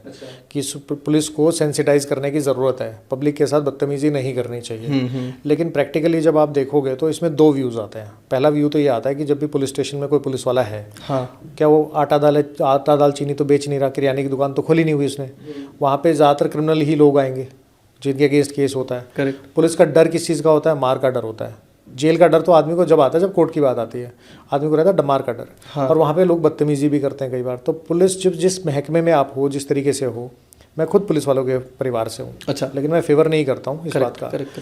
तो होता क्या है कि वहाँ पे आपको बदतमीजी, जब सारा दिन बदतमीजी देखोगे तो बदतमीजी करोगे। सिंपल सी बात ये एक उनके फेवर में जाता है। ये चीज़ जाती है बस। दूसरा, पुलिस वालों की नौकरी 24 घंटे की होती है। डिप्लॉयमेंट और सैंक्शन स्ट्रेंथ में डिफरेंस है। एक पुलिस वाले को अगर 7 दिन काम करना पड़ता है, 24 घंटे अगर वो नौकरी पे है, उसको रेस्ट नहीं मिल रहा है, तो उसकी हेल्थ ख़राब होती है, डिप्रेशन में भी जाते हैं पुलिस वाले। तो कहीं ना कहीं ये चीज़ ना इफ़ेक्ट करती है। लेकिन किसी भी पुलिस वाले की कोई भी हालत हो, किसी भी सिचुएशन में हो, ना तो वो बदतमीजी करने का उसको राइट है, ना आपके साथ मारपीट करने का राइट है, ना ही आपकी गाड़ी की जो चाबी होती है उसको छीनने का राइट है। कभी नहीं कर सकते। अगर आप अपना लाइसेंस है, अगर पुलिस वाला कहता है कि मुझे लाइसेंस दे दो, हाँ, तो आप दिखा सकते हो, उसको लेने का राइट नहीं है उसको। अच्छा, अपने हाथ से ही दिखाऊं कि ये आप दिखा दो कि ये है मेरा लाइसेंस। आप अपने डिजी लॉकर में दिखा दो कि ये है मेरा लाइसेंस, कोई दिक्कत नहीं है, उसको लेने का राइट नहीं है। प्रॉब्लम कहाँ होती है कि पुलिस वाले आपके साथ ऑन द स्पॉट बदतमीजी करते हैं। हाँ। लोगों को डरना क्यों पड़ता है? देखो, डरना इसलिए पड़ता है कि पुलिस वालों के पास एक बहुत बड़ा हथियार है, वो कहते हैं केस रजिस्टर कर देंगे आपके अगेंस्ट। हाँ, आपने पुलिस वाले से ऑन द स्पॉट बदतमीजी की, आपके अगेंस्ट 353 का केस वहीं बना देंगे कि भैया पुलिस वाले के साथ जो काम में बाधा डाल रहा है, इसको अगेंस्ट एक्शन लो, या असॉल्ट कर रहा है, एक्शन लो। वो कर देते हैं ये काम। कंप्लेंट भी वही करेंगे, FIR भी उनको रजिस्टर करनी है, पब्लिक प्रोसिक्यूटर भी उनका है, आधी चीज़ें इन्वेस्टिगेशन भी वही करेंगे। हाँ, तुम क्या करोगे? वही क्या करोगे? कुछ नहीं कर सकते ना। तो सिचुएशन ये रहती है कि अगर पुलिस वाला आपके साथ बदतमीजी करता है, पहला तो आप ऑन द स्पॉट रिकॉर्डिंग करो। अच्छा, on the spot recording. But sir recording भी नहीं होती ना, आप फोन पकड़ के ऐसे करो, लाइव फोन छीन लेते हैं। लाइव। अगर फ़ोन छीनेगा तो वो लाइव जाएगा, आपको फ़ोन बचाना है, आपको आप नहीं कर सकते ना। हाँ। बाई स्टैंडर हो, बोलोगे मैं रिकॉर्डिंग करिए, बदतमीजी कर रहा है, कोई तो करेगा, ऐसा होता है सिचुएशंस में। हाँ। दूसरा, ऑन द स्पॉट आप बदतमीजी नहीं करोगे, आपने बदतमीजी की आप केस लेके आओगे घर पे, तो आपने नहीं करनी है बदतमीजी। आप बाद में केस लड़ लो, बाद में जो कंप्लेंट करनी है वो कर लो, उसको सिर्फ एक ही बात बोलो, सर मैं आपसे तमीज़ से बात कर रहा हूँ, आप भी तमीज़ से बात कीजिए। वो चाबी छीनता है, हाँ। चाबी नहीं छीन सकता, अगर छीनता है आपके पास रिकॉर्ड है, आप उसकी कंप्लेंट करो, सस्पेंड हो जाएगा।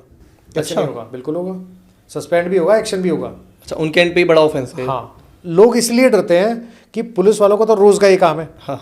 हम एक्शन लेने जाएंगे तो हमें कई साल धक्के खाने पड़ेंगे। आपका डर इस चीज़ का है। एक्शन, आप बहुत सारी ऐसी कंट्रीज़ हैं जहाँ पे आप पुलिस वाले के अगेंस्ट कंप्लेंट डालते हो, इमीडिएटली एक्शन होता है। हमारा सिस्टम थोड़ा स्लो है, इसलिए हमें ऐसा लगता है। पुलिस वाला आपके साथ बदतमीजी करता है, कुछ भी करता है, आप उसके अगेंस्ट लीगल एक्शन ले सकते हो। हर स्टेट के अंदर पुलिस कंप्लेंट अथॉरिटी बनी हुई है, वहाँ कंप्लेंट डाल सकते हो। सुनती हैं ठीक है, नहीं सुनती हैं तो आप कोर्ट में कंप्लेंट डाल सकते हो। आपके साथ मारपीट हो गई, आप जाके एमएलसी करवाओ सरकारी हॉस्पिटल में, नहीं करते हैं प्राइवेट में करवाओ, 112 नंबर पे कॉल करो, उसके बाद आपकी 112 नंबर की कॉल रिकॉर्ड होती है। अच्छा, आप वो करो ना। ओके। आप रिकॉर्ड तैयार करो कोर्ट में। इट डजेंट मैटर कि आपको क्या पता है क्या नहीं पता, कोर्ट में मैटर ये करता है कि आप क्या प्रूव करते हो, क्या क्या रिकॉर्ड करके लाए, प्रूव करते हो। अच्छा, प्रूफ मैटर करता है। जैसे मुझे एक पुलिस वाले ने बोला था, कहता है कि मैंने गाड़ी कहीं खड़ी कर दी थी, तो कहता है कि आपने गलत गाड़ी खड़ी की हुई है। अच्छा। मैंने कहा ठीक है भाई साहब, मेरी गलती है, आप चालान काट दो। फिर अब वो पुलिस वाले के पास पावर नहीं थी चालान काटने की, वो तो थाने से आया हुआ था। ये भी बताइए कि पावर कैसे होती है चालान काटने की? अगर हम कई बार देखते हैं, हम क्रॉस कर रहे हैं और बस एक बाइक पे 2 पुलिस वाले हैं और वो भी रेड लाइट पे खड़े हैं, और तब भी बंदों को डर हो जाता है कि चालान काट सकते हैं, क्या उन पे राइट है, या पीसीआर बुक कौन पोस्ट काट सकती है? एटलीस्ट एएसआई लेवल का जो होता है ना, अच्छा। असिस्टेंट सब इंस्पेक्टर, वो होना चाहिए वहाँ पे, प्रेजेंट होना चाहिए। वो होती है, टीम होती है प्रॉपर। ठीक है। जनरली क्या करते हैं, वो आपको लेके जाएंगे ना, तो वो एक रेड लाइट से दूसरी रेड लाइट पे लेके जाएंगे जहाँ पे उनके साहब बैठे होते हैं। ये सही है करना? ये जनरली वहीं लेके जाते हैं कि आप यहाँ चालान नहीं कट रहा, आप वहाँ चलो, वहाँ चल के चालान कटेगा, साहब ये ऐसे आया था। लेकिन ऐसा कर सकते हैं पुलिस वाले? ऐसे करते हैं। ओके। करते तो आप अगर गलत कर रहे हो तो उस चीज़ में अलग बात है, लेकिन अदरवाइज भी अगर आप गलत हो, सरासरी गलत हो, मान लो आपने मर्डर कर दिया, मैं इससे ज़्यादा बुरी बात तो नहीं बोल सकता ना, आपने मर्डर कर दिया, तो भी पुलिस को आपको पकड़ के आपके साथ मारपीट करने का राइट नहीं है। अच्छा। आपके साथ गाली देने का राइट नहीं है, आपको इलीगल कस्टडी में रखने का राइट नहीं है कि आपको आज उठाया 5 दिन बाद कोर्ट में पेश करेंगे, ये कोई राइट नहीं है। आज अरेस्ट किया, 24 घंटे के अंदर कोर्ट में पेशी होनी चाहिए, 24 आवर से ज़्यादा आपको कस्टडी में नहीं रख सकते। अच्छा। जब और मर्डर आदमी के साथ ये राइट है उसके, तो एज ए कॉमन सिटीजन जब आपने कुछ नहीं कर रखा तो आपके कितने राइट होंगे यार? तो आप क्यों डर रहे हो? आप क्यों डर रहे हो? आप आराम से हम्बली बात करो ना। एक बड़ी अच्छी सी सेइंग है वकीलों के बीच में, ठीक है ना, वो कहते हैं डोंट रेज योर वॉइस, हाँ। Enhance your arguments. Don't raise your voice. ऊंची आवाज़ में बात करोगे उससे बेनिफिट नहीं होगा। आर्ग्यूमेंट अच्छे रखो, प्यार से बात करो, हाँ जी बताओ, अगला खुद ही हार जाएगा। अगला खुद ही आप बैकआउट पे चला जाएगा, बैकफुट पे चला जाएगा, करेगा क्या? अब एक मैं आपको बताऊँ, गुजरात का एक बंदा है, एडवोकेट है, उसने पुलिस वालों के खिलाफ ना मुहिम छेड़ रखी है। पुलिस वाले कहीं पे भी आपकी बाइक उठा के ले जाते हैं। हाँ। और क्या करते हैं कि जो गाड़ी है क्रेन, उसमें बाइक का एक टायर बाहर होता है, एक टायर अंदर होता है, ऐसे 25-30 बाइक उठा लेते हैं एक साथ। हाँ। अब वो that is illegal as per motor vehicle act. आपकी गाड़ी जो भी है वो ओवरलोडेड नहीं होनी चाहिए, इसका मतलब, और गाड़ी के अंदर कुछ भी सामान रखा है वो गाड़ी से बाहर नहीं निकलना चाहिए।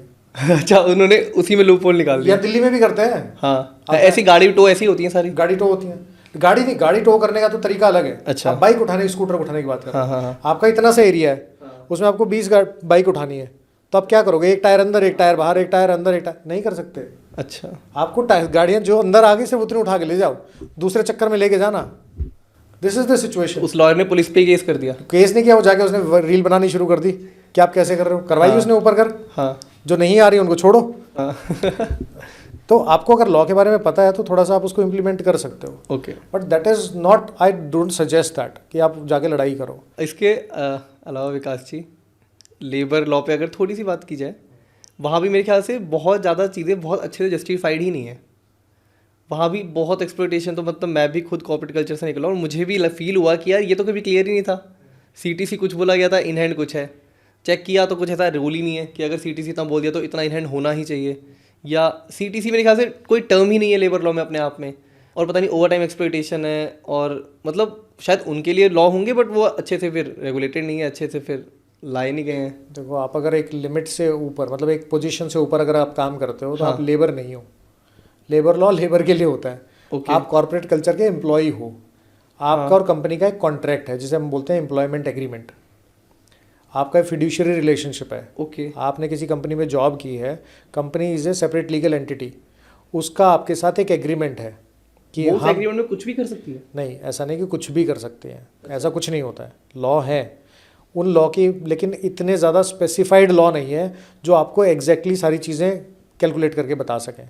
सीटीसी की जब आप बात करते हो किसी कंपनी में, तो सीटीसी बोलते हैं जी हम आपको 24 लाख रुपए देंगे, मान लो। हाँ। ठीक है, इन हैंड आपको 15 लाख भी नहीं मिल रहे। हाँ। कट पिट के सारा कुछ।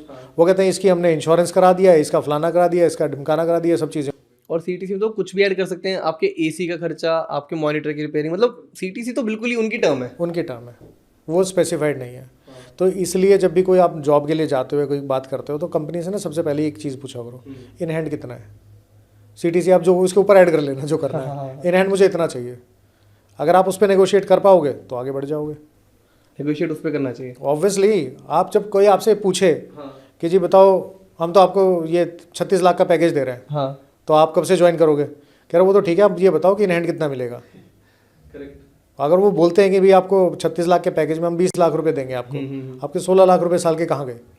आप बोलोगे ठीक है जी, आप सीटीसी जो भी है मुझे इन हैंड 28 दो, सीटीसी में बाकी सर्विसेज हटा दो, इन हैंड मुझे 8 लाख रुपए मिलेंगे एक्स्ट्रा साल के। मैं कुछ और अपने हिसाब से देख लूँगा।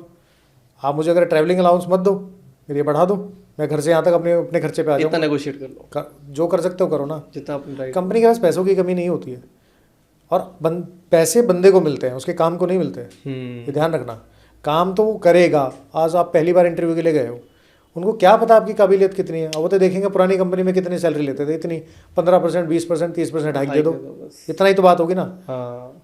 बंदे को मिलते हैं पैसे।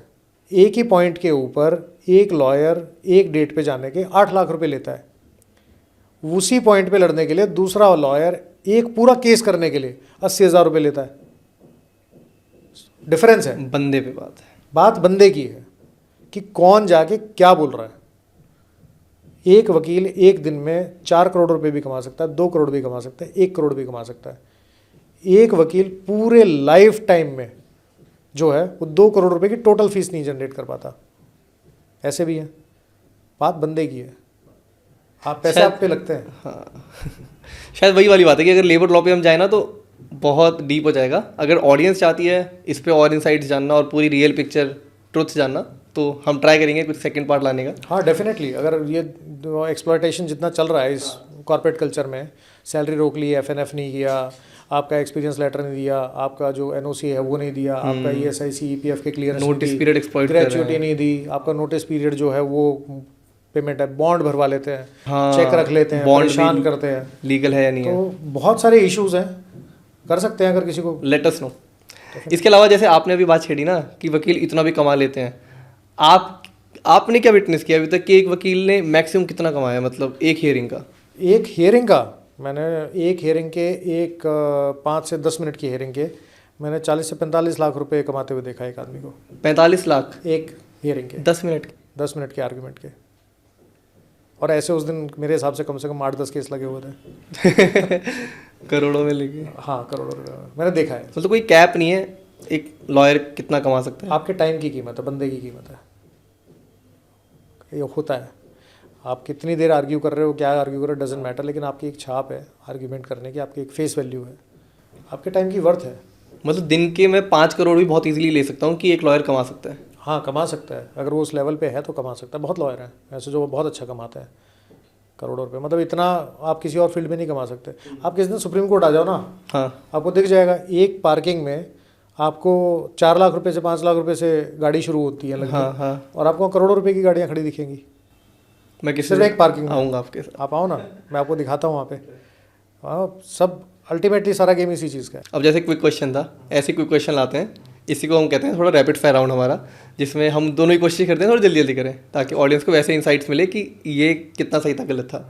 जब हम ट्रैफिक रूल्स वाली बात कर रहे थे तब ना एक और डाउट आता है कि डिजी लॉकर भी बहुत तो नहीं चलाते या एक्सेस नहीं करते, वो नॉर्मल फ़ोटो खींच लेते हैं पॉल्यूशन की, लाइसेंस की, आरसी की, पर डिजी लॉकर में नहीं रखते और ऐसे नॉर्मल फोटो रखते हैं, क्या वो भी परमिसिबल है? आप दिखा सकते हो, डिजी लॉकर तो वैलिड है, फोटोग्राफ वैलिड नहीं है, क्योंकि उसको मॉर्फ किया है, चेंज किया है, नहीं किया, कोई प्रूफ नहीं होता है। आप दिखा सकते हो क्योंकि आपके मोबाइल नंबर से या फिर आपकी गाड़ी के नंबर से आपकी सारी डिटेल ट्रैफिक पुलिस वाले को ऑनलाइन मिल सकती है कि इंश्योरेंस है, पॉल्यूशन है, नहीं है, सब मिल जाता है।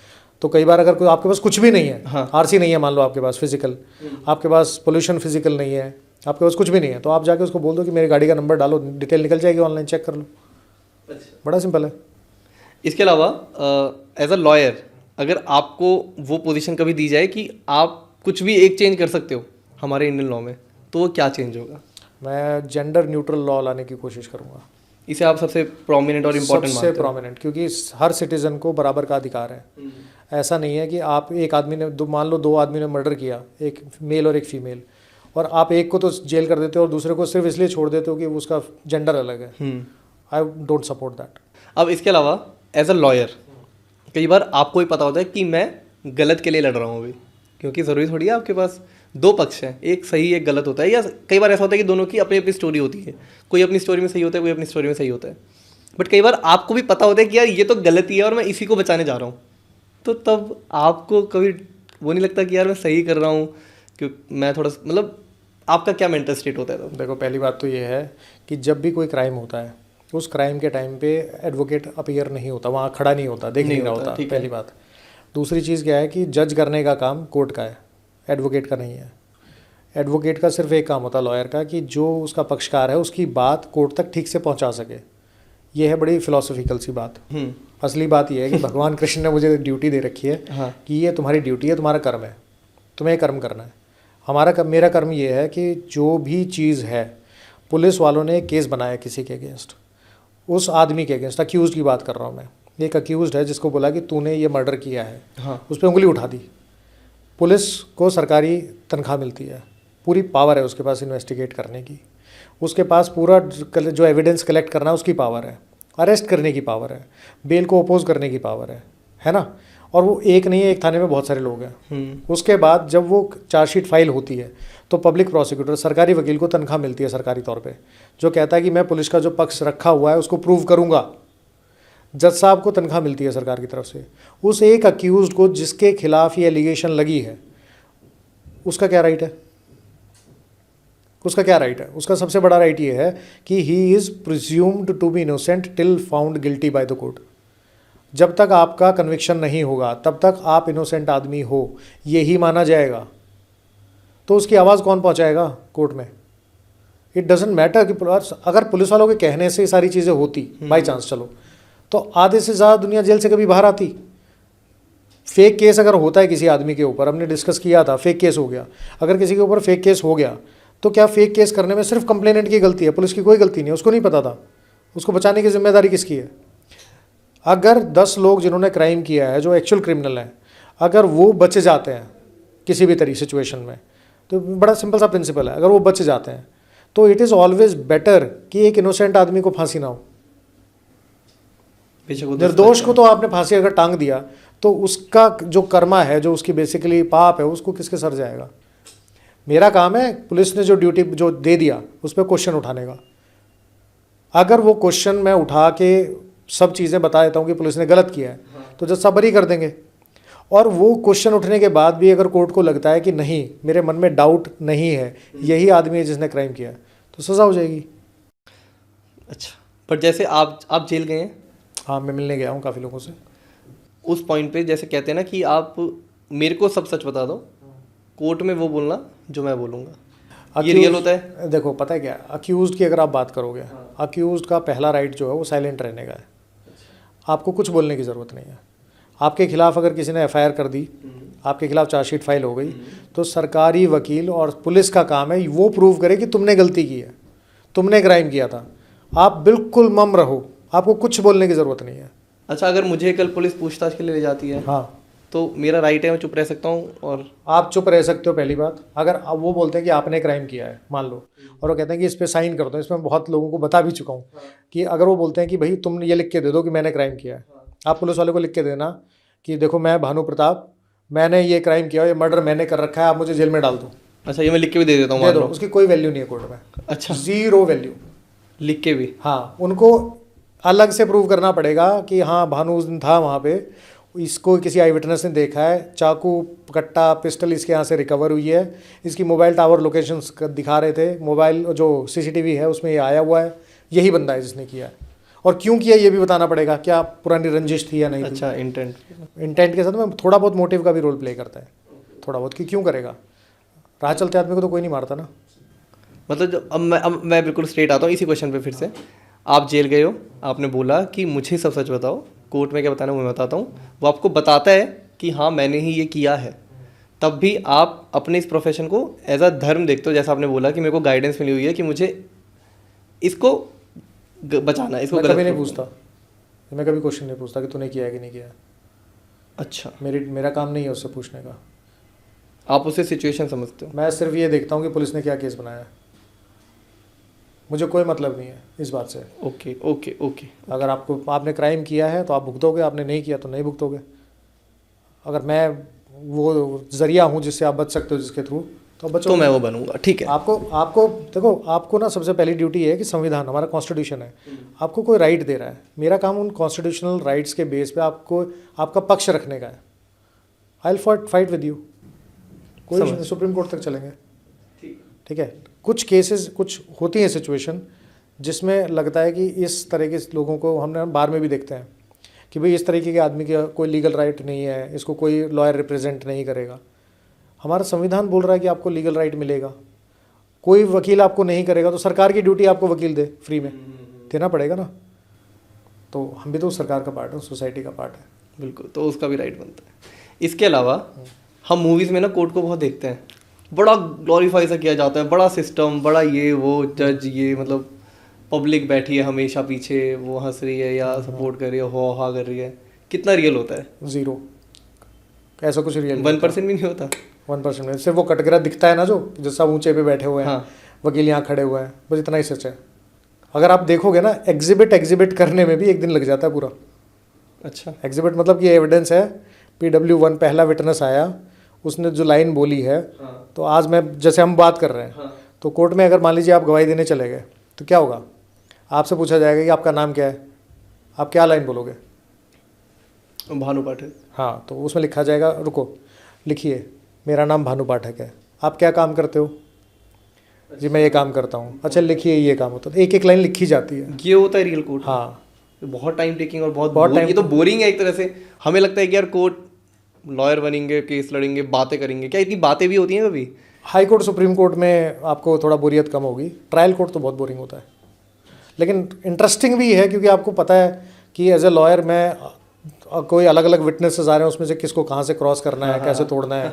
अब इसी बात पे कि कोर्ट के ऑर्डर से बड़ा कुछ नहीं है, शायद इसी चीज़ ने राम जन्मभूमि का केस सॉल्व किया था फाइनली। अब इसके अलावा जैसे ज्ञान व्यापी और कृष्ण जन्मभूमि का आ रहा है, तो क्या आपने कोई ट्रैक रखा है अब तक, या आपका कोई POV कुछ भी? देखो जो राम मंदिर वाला इशू है, हाँ, वो हमारे यहाँ ना सबसे बड़ा जो आया है, ये कहते हैं ना प्लेसेस ऑफ वर्शिप एक्ट, ये बहुत बड़ा हर्डल है। अच्छा, हर्डल बहुत बड़ा है ये, जब तक ये एक्ट नहीं हटेगा तब तक ये दिक्कत रहेगी। क्योंकि जो राम जन्मभूमि का सुप्रीम कोर्ट तक जाके जो हुआ है, देखो मैं फ्रेंकली बताऊँ आपको, हम उस जनरेशन के लोग हैं, हम सब, ठीक है, हम उस जनरेशन के लोग हैं जिन्होंने ये देखा है कि राम मंदिर बन गया, साक्षी बने, सही, ठीक है, हम साक्षी बने। 528 साल हो गए इस बात को, 10वीं जनरेशन निकल गई, हमारी जनरेशन के टाइम पे ये काम हुआ, ये बहुत बड़ी बात है जी बिल्कुल, ठीक। आस्था के प्रतीक हैं हमारे कॉन्स्टिट्यूशन, संविधान में भी जो राम है उनके ही बेस पे हमारा कॉन्स्टिट्यूशन बना है कि भाई राम की नीति ये रहेगी, राम का राज्य ये रहेगा। अच्छा, ठीक है, उसमें जो फोटोग्राफ ओरिजिनल जो है कॉन्स्टिट्यूशन, उसमें राम की ही है। ऐसा कुछ है क्या? ऐसा है। अरे वाह। तो और दूसरा क्या है कि हम राम राज्य की कल्पना करते हैं। इसके साथ में जो हमारे मंदिरों के साथ हुआ है, जो एक मंदिर को तोड़ के उसके ऊपर दूसरे कोई चीज़ बना दी गई है, ऐसे हज़ारों मंदिर हैं। अच्छा, ठीक, अगर हिस्ट्री में कुछ गलत हो गया तो उसको ठीक करने की जिम्मेदारी नागरिक की, सरकार की है, उसको करनी चाहिए। लाइफ अगर बदलनी है तो आप एक बार बनारस हो गया हो, काशी, उसी मंदिर के प्रांगण में हाँ ज्ञान व्यापी मस्जिद है। अच्छा, मंदिर के अंदर है। ओके। और उस मंदिर की जो बेस बता रहे हैं, उसकी मस्जिद की जो बेस है वहाँ पे, तो अभी कोर्ट में केस चल रहा है, I should not comment that क्योंकि सब जुडिस है मैटर। करेक्ट। तो वो जो है वो मंदिर के उसमें बना हुआ है, जो बेस है वो मंदिर का, फाउंडेशन मंदिर की है। और बनारस में कितनी कोशिश हुई है, सबसे पुरानी सिटी है दुनिया की, 5000 साल से भी ज़्यादा पुरानी सिटी है, कुछ तो है बनारस के अंदर। जैसे कहते हैं ना कि अब आप कभी गोवर्धन या वृंदावन जाते हो तो आप बदले बदले नजर आओगे, होता है ना, आप बनारस जाओ बिल्कुल ही बदल जाओगे। अच्छा, जाके आओ। और जो मथुरा के और ये जो मंदिरों का चल रहा है इशू, हाँ, देखो ये कानून है, ये बदलेगा, जो प्लेसेस ऑफ वर्शिप एक्ट है बदलेगा। जो यही हर्डल है सबसे बड़ा सारे मंदिरों में, places of worship act okay, और वक्फ एक्ट जो हमारा बोर्ड बना हुआ है। अच्छा अच्छा, ये दो हैं, ये दोनों बदलें और जो गलतियां पहले हो रखी हैं उसको ठीक करने की जो जिम्मेदारी सरकार ने ले रखी है वो करेगी, होगा, आएगा एक दिन, वो भी आएगा जिस दिन आप कृष्ण जन्मभूमि जो है वहाँ पे भी जाके आप माथा टेक के आओगे, आप हाथ जोड़ के आओगे, कान्हा जी को देख के तो आओगे जो कहाँ पैदा हुए थे। हाँ। इसके अलावा एक क्वेश्चन जो शायद, सॉरी इसे रैपिड फायर में डालने के लिए क्योंकि बहुत बड़ा हो सकता है, बट हम क्विक रहेंगे। आपको क्या लगता है, कभी हम पीओके या चाइना ऑक्यूपाइड जो ज़मीन है या पाकिस्तान ऑक्यूपाइड जो ज़मीन है, कभी हम वापस इंडिया में इंक्लूड कर पाएंगे? क्यों नहीं लेके आएंगे बताओ। It is not a matter of कि क्या होगा या नहीं होगा, इट इज़ अ मैटर कि कब होगा। क्या लगता है कब हो जाएगा, हो जाएगा, जल्द होगा, हो जाएगा, वापस यूनाइट करेंगे। और क्या, कश्मीर जो है ऋषि कश्यप की धरती है, भूमि है, फॉर श्योर। अब जैसे दृश्यम में दोनों दृश्यम आपने दोनों देखे हैं, वहाँ पे चलो कोड तो रिजेम्बलेंस सेम नहीं है, बट तब भी जिस हिसाब से वो जीता गया, क्या वो सही था? मतलब आपको लगता है वो रियल कोड भी होता तो जीता जा सकता था? बिल्कुल सही है, वो सही था, बिल्कुल सही है। रीज़न बताता हूँ, हम उस तारीख को पणजी में गए, वहाँ पे सत्संग था, वहाँ ये था। बात समझो मेरी बात, आप ये समझो कि आपको क्या पता है क्या नहीं पता है मैटर नहीं करता। हाँ, मैटर ये करता है कि आपके पास प्रूफ क्या है। Again I am telling you, court में क्या प्रूव होता है ये मैटर करती हैं चीज़ें। कोर्ट में क्या किसको पता है कोई फ़र्क नहीं है उस चीज़ से। फाइल के अंदर ये प्रूव हो गया तो यही है। ऑर्डर जब तक सुपीरियर कोर्ट उसको चैलेंज नहीं करेगा ना, चैलेंज करके मतलब चेंज नहीं करेंगे, तब तक वही चलेगा। आज हम बैठे हुए हैं, आज 4 बजे का टाइम है, शाम का टाइम है मान लो, और हम बोल रहे हैं कि हमें पता है कि शाम का टाइम है, लेकिन अगर कोर्ट में ये प्रूव हो गया कि जिस दिन हम यहाँ बैठे हुए थे उस दिन रात के 9 बजे हुए थे, हाँ, तो रात के 9 बजे ही माना जाएगा। आप दिखाते रहना। अच्छा, प्रूफ मैटर करता है। प्रूफ मैटर करता है। वो दृश्यम के दोनों पार्ट में प्रूफ कर दिया कोर्ट में, और उतना ही मैटर लास्ट में बॉडी भी कुत्ते की निकली थी। हाँ, सोचने की बात है, बिना बॉडी के मर्डर कैसे हो गया? आप डिस्ट्रॉय भी करते हो अगर, हाँ, कुछ तो मिलेगा, हड्डियां तो मिलेंगी, तो कैसे प्रूव करते हो कि वो गलत है? हाँ, तो उन्होंने, मूवी वॉज गुड, अच्छी है, और उस पर तो मैंने सुना है कि अलग अलग कंट्रीज़ में 10 अलग अलग कंट्रीज में लैंग्वेजेस में अलग अलग कंट्री के लोग जो हैं उसको वो अडेप्ट कर रहे हैं अपनी अच्छा लोकल लैंग्वेज में, बना रहे हैं movies. Drishyam is a good movie. वाह। हाँ, प्रूफ पे ध्यान दिया करो, तभी सारे यंग बच्चों को मैं सबको ये बोलता हूँ यार मैं तो बुढ़ापे की तरफ चला गया बट मैं ये बोलता हूँ कि आप हमेशा प्रूफ की तरफ, आपका दिमाग अगर चलता है किसी भी सिचुएशन में तो ये चलना चाहिए कि कल अगर लीगल एक्शन लूँगा तो मैं क्या प्रूव कर पाऊँगा। इमोशनली मैं क्या बोलूँगा डजेंट मैटर, प्रूफ क्या होगा वो मैटर करता है। हाँ, वही मैटर करेगा। दृश्यम भी काफ़ी अच्छी मूवी थी। अच्छा, हमारा पॉडकास्ट भी काफ़ी अच्छा गया। आपका पॉडकास्ट बहुत अच्छा है मैं देखता हूँ आपका। अच्छा, आपका पॉडकास्ट देखता हूँ, बहुत अच्छा है। आप जो चीज़ें लोगों को बुला के जिस तरीके से बात करते हो, there are not many people who actually do it in this manner. मतलब आप एक्सेप्टेंस मोड में रहो। एक ओशो की ना बड़ी वो है, चल रहा है, चलता रहता है, मैं तो बहुत सुने हैं उसके, तो वो भी ये कहते हैं, भगवान कृष्ण भी ये कहते हैं कि आपको हमेशा ना एक्सेप्टेंस मोड में रहना चाहिए इंस्टीड ऑफ कि मैं ही सब कुछ हूँ। आप हमेशा एक्सेप्ट करो कि क्या चीज़ें हैं। जब आप एक्सेप्टेंस मोड में होते हो ना तो आपको नॉलेज अच्छी मिलती है, आपको लोग अच्छे मिलते हैं, जो गलत लोग होंगे, गलत नेगेटिविटी होगी वो ऑटोमेटिकली दूर होनी शुरू हो जाएगी। अच्छा। आप हमेशा देखो कि मैं देख रहा हूँ, you are not part of it, but मैं एक्सेप्ट कर रहा हूँ चीज़ें। एनर्जी है हर चीज़, हम बोल रहे हैं नॉलेज है, नॉलेज मेरे पास कहीं से आई, मैंने आपको दे दी, आपसे कुछ मिला। आपको क्या पता इस पॉडकास्ट में मैंने आपसे क्या सीख लिया? अच्छा, बता। हर चीज़ होती है, सीखना होता है जी। मैं भी सीख रहा हूँ। आपको कैसा लगा बताइए मैं आके? बहुत बढ़िया, अच्छा लगा, बहुत अच्छा, सच में बहुत अच्छा। अच्छा, आशा करते हैं हमारे ऑडियंस को भी अच्छा लगे। ऑडियंस, जैसा मैंने आपको रिक्वेस्ट किया था कि ये बहुत कमेंट करेंगे, बहुत डाउट पूछते हैं, आप प्लीज़ कभी समय निकाल के अपनी टीम से कुछ भी करके कुछ के रिप्लाईज डेफिनेटली जरूर करिएगा। अगर कोई ऐसी सिचुएशन होती भी है, किसी भी कोई ऐसा क्वेश्चन या कोई रह गया इस पर, तो हम डेफिनेटली आंसर भी करने की कोशिश करेंगे। उसके अलावा अगर वैसे भी कोई वीडियो अपलोड करना होगा तो हम कर देंगे उसके लिए, फॉर श्योर। तो आप जरूर ड्रॉप करिएगा अपना comment. Thank you Vikas ji, thank you for coming on बताइए, thank you for having us. नहीं, thank you so much for inviting me. और जैसे आप लोगों से आपसे बात करके, आपकी टीम से बात करके मुझे वैसे ही बहुत अच्छा लगा। आप भी दिल के बहुत अच्छे आदमी हैं। Thank you sir. आशा करते हैं आपको भी पसंद आया होगा। अब आपको कोई चलता हुआ केस हो या बरसों पुराना क्वेरी, फीडबैक या क्वेश्चन जो भी हो, कमेंट्स में जरूर लिखेगा। मैं खुद विकास भाई से कह के रिप्लाई कराऊंगा।